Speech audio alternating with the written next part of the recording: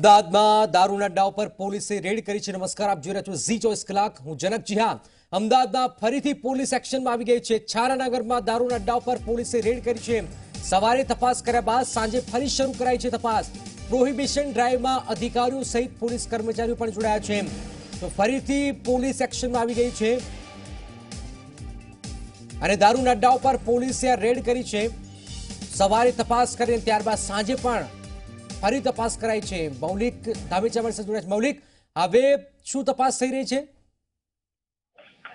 જનક, આપને જણાવી દઉં, છેલ્લા ઘણા સમયથી છારાનગર અને સરદારનગર જે વિસ્તાર છે જેમાં બુટલેગરો સહિત અનેક લોકો ત્યાં આગળ રહેતા હોય છે, પરંતુ કોણ જાણે કેમ પોલીસની મહેરબાની ગણો કે અન્ય કોઈ કારણ ત્યાંથી અવારનવાર જે દારૂની પ્રવૃત્તિ સાથે સંડોવાયેલા લોકો છે તે મળી આવતા હોય છે। ખાસ કરી જે લિસ્ટેડ બુટલેગર છે તેના ત્યાં આગળ પણ આવી રીતે પોલીસે રેડ કરતી હોય છે, પરંતુ ત્યાં કોઈ મુદ્દામાલ અવારનવાર જતા પણ નથી મળી આવતો।